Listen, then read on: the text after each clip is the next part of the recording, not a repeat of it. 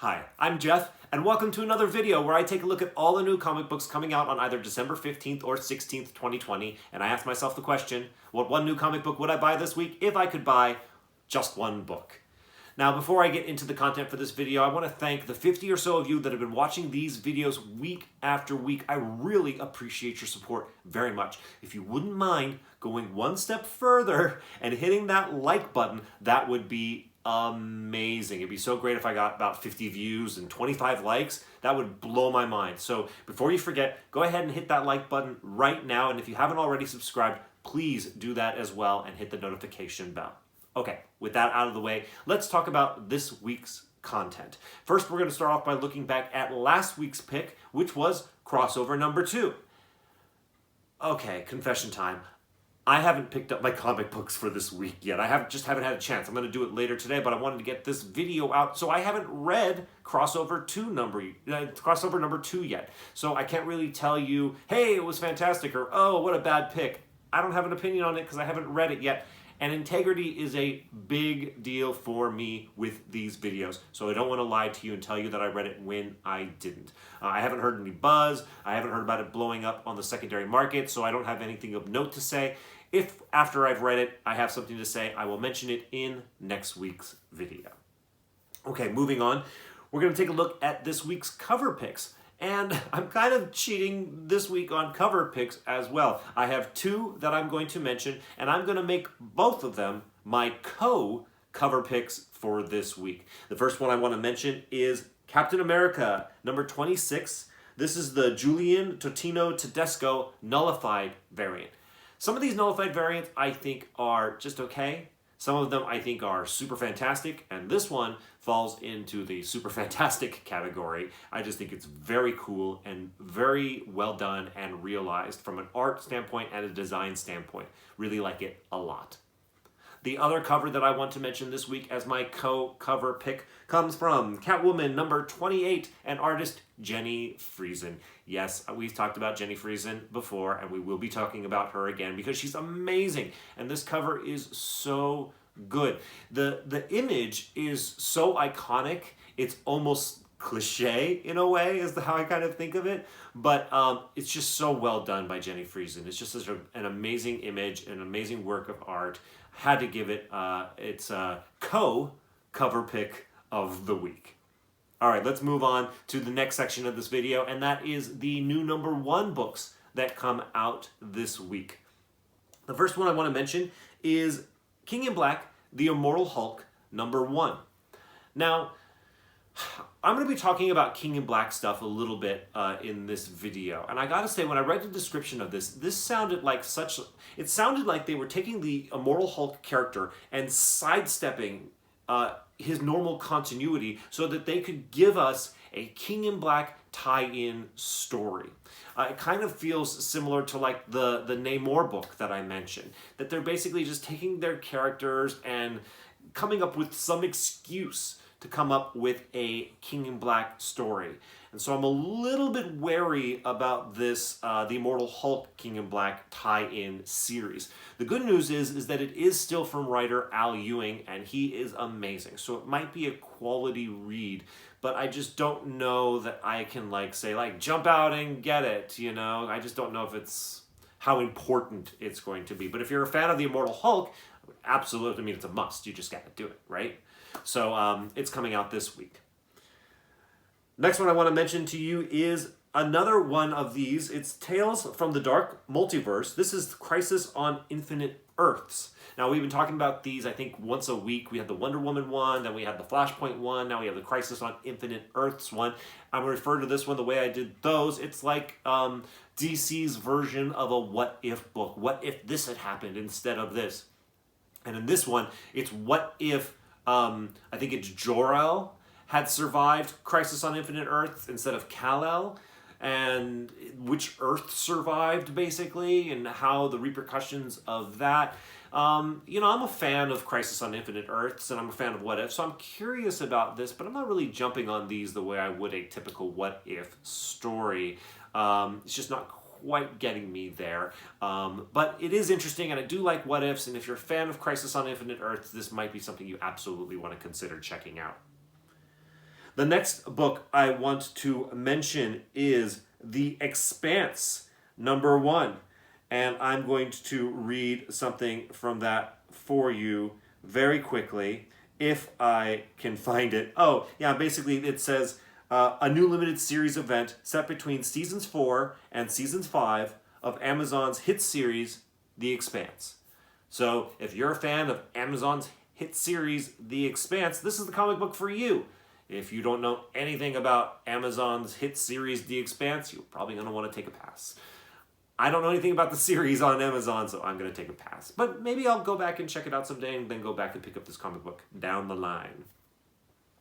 The next book I want to mention to you is Blade Runner 2029, #1. Now this one is actually kind of interesting to me. I am a Blade Runner fan, and it's co-written by one of the screenwriters for the Blade Runner sequel movie, the Blade Runner 2049. So it's got that, legit Blade Runner pedigree. And if you're into Blade Runner and you're into sci-fi, this might be a book for you. I'm not quite into Blade Runner enough to jump on board this series at this point. I've got way too much to read. I'm staring at my comic books over there that are like looming that I need to read that I haven't read yet. So I won't be picking this one up. But like I said, if you're a big Blade Runner fan, this would be a good one for you because it comes from a solid Blade Runner background pedigree. It's probably going to be pretty good if you're into Blade Runner.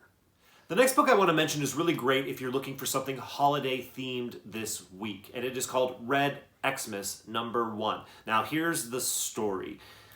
Santa Claus has his wife Mrs. Claus, and poor Mrs. Claus has died in some tragic toy-making accident, and it's caused Santa to go a little unhinged. So he's going to go on a murdering spree, and he comes across an FBI agent who's like, nah, none of that.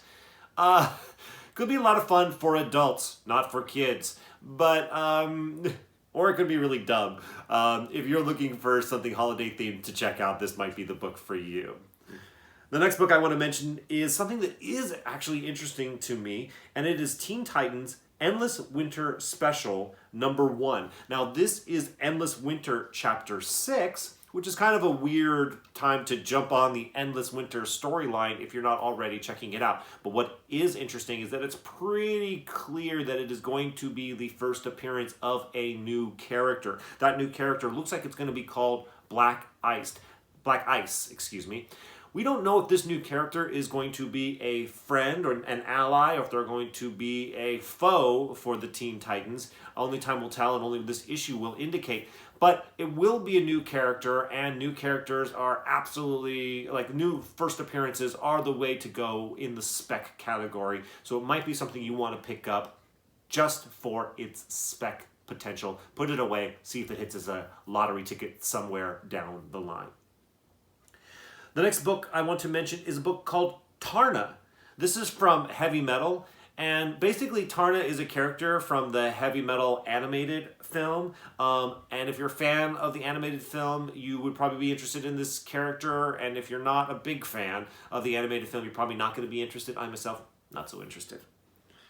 The next book I'm going to mention is called Second Coming, Only Begotten Son. Now, I'm going to read part of this description to you just because it is so ridiculous.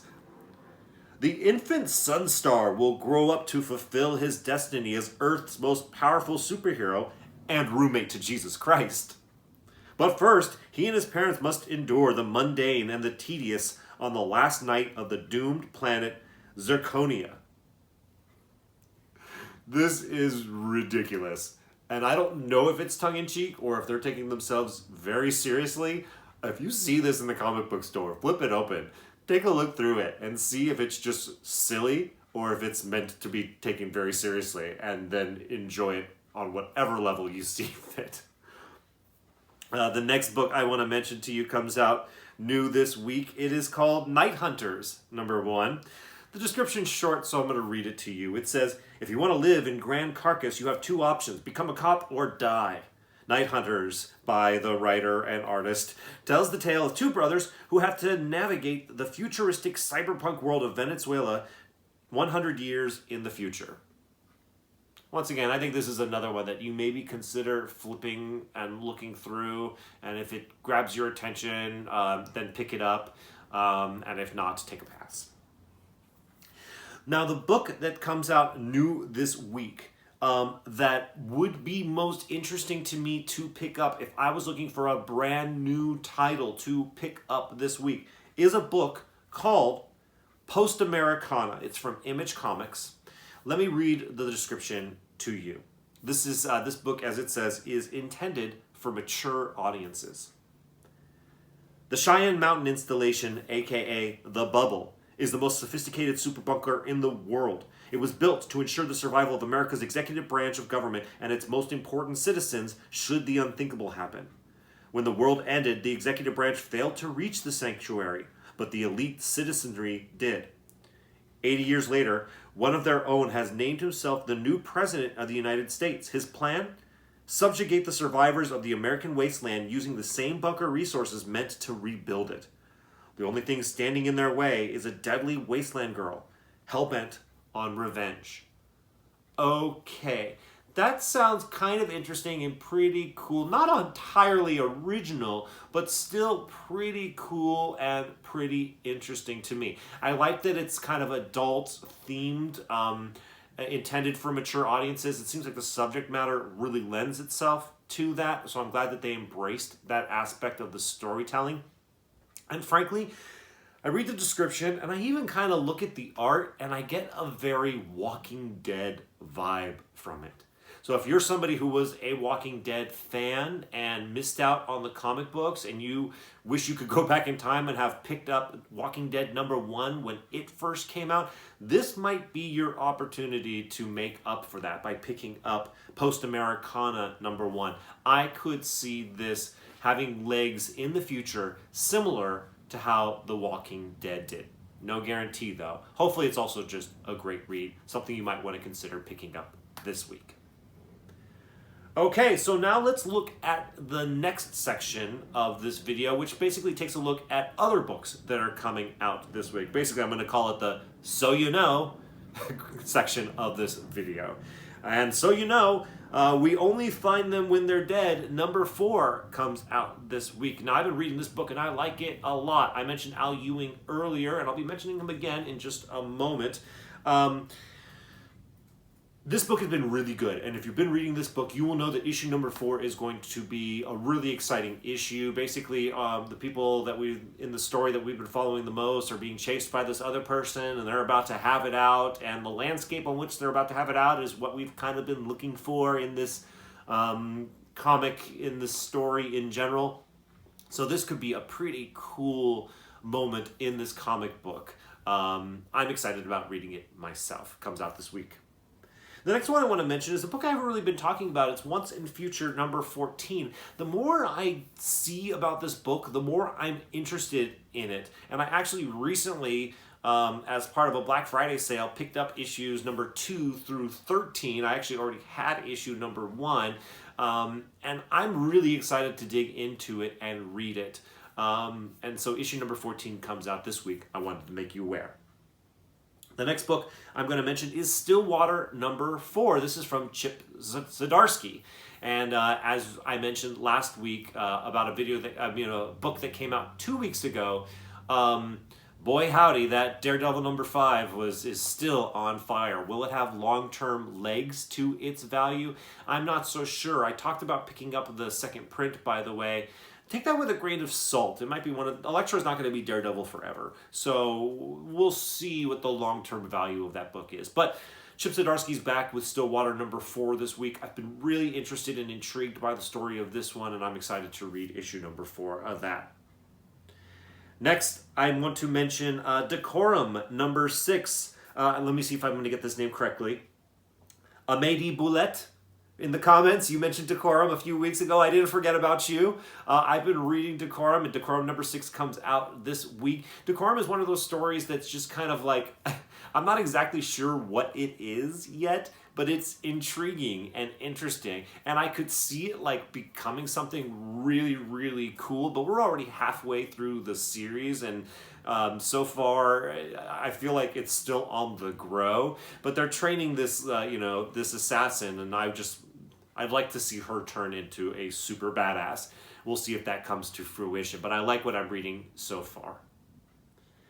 The next book I want to mention to you is, yes, Dark Knight's Death Metal number 6. We're getting close. We're getting close. The second to last issue of the main Dark Knight's Death Metal numbered series, and oftentimes penultimate,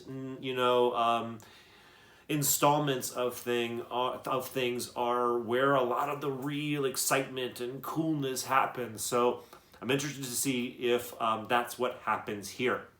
Full disclosure, I'm way behind on my reading of Dark Knight's Death Metal, so I don't know what's happening at all, but I'm interested in this book based on the strength of what I've read before and how we're gearing up towards the end. So it's coming out this week, and of course it has great covers, as always, including the art germ. Yes, art germ. The next book I'm going to mention is the last book. I should have had an Al Ewing corner because he's got 3 different books out this week, and it is Immortal Hulk number 41. And I mention it because similar to how I've begun including Daredevil as a mention coming out this week, I want to mention Immortal Hulk number 41 coming out this week from Al Ewing because he is a really good writer, and people are really liking Immortal Hulk. And although I haven't been reading it myself, I've heard nothing but great things about it. And heck, who doesn't want to see the Hulk fight the Thing? It's like that classic matchup that's been happening for decades. So here's another opportunity to see how that goes down. The next book I want to mention to you is another King in Black tie-in. It is Symbiote Spider-Man King in Black number 2. Now, with what I mentioned before about the Immortal Hulk tie-in series to King in Black, and I also referenced the Namor tie-in series to King in Black, I'm starting to wonder if Symbiote Spider-Man is just going to be another example of that. Basically taking a character and coming up with some excuse to tell a King in Black-esque story to cash in on some null King in Black hype. I still think that the Symbiote Spider-Man series has potential, not only for great storytelling, but potentially for giving us information and backstory on symbiotes, and potentially something key to come out of it. But the more and more I see about these tie-ins, the more and more I think, is it really, or is it just going to be just more King in Black story to try to, like I said, cash in on the King in Black hype? Only time will tell, but I'm still optimistic about this one. I really hope that that it turns out to be great, and I'll definitely be picking it up and checking it out in that hope. The next book I'm going to mention could have very easily become my pick this week. It's from my guy James Tynion IV, and it is Batman 105. And it is the end of this story arc.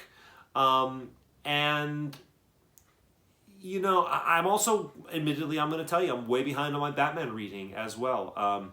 It's unfortunate because it's like one of my favorite things to read, but I'm kind of like, the more and more behind I get, the more and more like, I'm going to wait to read that when I can kind of like read the whole story all together. So I haven't been following up very much on all this Ghostmaker stuff, but this is going to be the last issue in that arc, so it should be pretty exciting. And I don't think James Tynion is just going to have this character like get defeated and disappear. I feel like there will be reverberations from every story that James Tynion tells, and so I'll be interesting to see how this storyline wraps up. But it wasn't my pick. Now, it was tough for me to make a pick this week because as similar to last week, there was no one book that really kind of jumped out and says, Jeff, pick me, because it was such a great book. Which is why I almost defaulted to one of my 2 go-tos, Mr. Tynion or Mr. Cates. But instead, I went with my gut on something, and I could be completely wrong, especially after everything I've said in this video. But my book that I would pick this week, if I could buy just one book, is Black Cat, number 1. Yeah, I'm surprised myself. I gotta tell you something, until I started doing research for making this video, this book was not really in the running for me. I did not plan on picking this book up. But after doing some research and doing some thinking, I decided, you know what, I think I'm definitely gonna pick it up, and this might just be my pick. Let me read the description to you, and we'll discuss it real fast. It says, the cat in black is back. Feeling lucky? Null's attack on Earth interrupts the Black Cat's latest heist, and if you know Felicia, you know that's a problem. So the cat and her crew aim to steal something of greatest value to both Null and Earth's hope for survival. You'll have to pick up this issue to find out what. This issue guest stars the X-Men, Captain America, and Doctor Strange. So that's what intrigued me.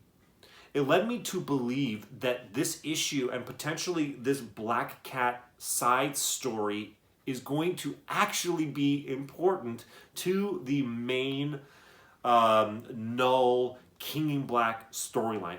Whereas Symbiote Spider-Man takes place in the past and is not connected to Null's current visit to Earth.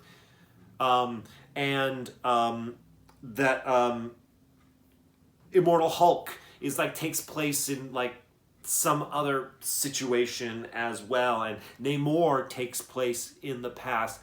All of these things seem disconnected, related, but disconnected to the main King in Black event. However, this Black Cat #1 and the storyline that I believe is going to come out of it seems directly connected. Now, in a world where we're talking about the first appearance of Null's sword being valuable from a secondary market perspective, is the thing that's going to be used to stop Null going to be of secondary market value as well? I don't know. Only time will tell about that. I do know that it sounds interesting. After reading the first King in Black issue, I think a lot of people are asking themselves, how do you stop Null? What could they possibly do? And I believe that this is where a lot of those answers are going to come from. The fact that it also features guest stars the X-Men, Captain America, and Doctor Strange, I think helps support that. I think that this is going to be, if the main King in Black storyline is must-reading, that this Black Cat series might actually end up being secondary must-reading. Listen, I'm admitting fully. This is totally just me going off my gut and reading this solicitation and thinking, there might be some there. So I'm going to go ahead and make that my pick for this week, because I don't want to miss out on it. This was the one that piqued my interest more than any other book. And once again, that is why, if I could buy just one book this week, it wouldn't be Batman 105, he says to himself, not believing it fully. No, it would be Black Cat #1. Yeah. So I mention these types of books because I don't want you to miss out on them, and I don't want you to miss out on their significance. So, if you hear my pick this week, and as always, you think, wow, Jeff, you have lost it this time. Black Cat #1 over Batman 105. You are a crazy person. Please tell me how crazy I am in the comments. Oh boy, I feel kind of crazy, but hopefully crazy genius. As always, like I mentioned at the beginning, if you like this video, likes are really appreciated. They help the YouTube algorithm tell people, hey, watch this guy, people like him. So please feel free to hit that like button. If this is the first one of my videos that you're watching, hit the subscribe guy. And make sure to hit the notification bell so that you are informed when I post new content. And if you're in Southern California and submitting to CGC or CBCS anytime soon, watch this video and please consider helping me with your submission. Thank you all so much for watching this video. I'll see you in the next one.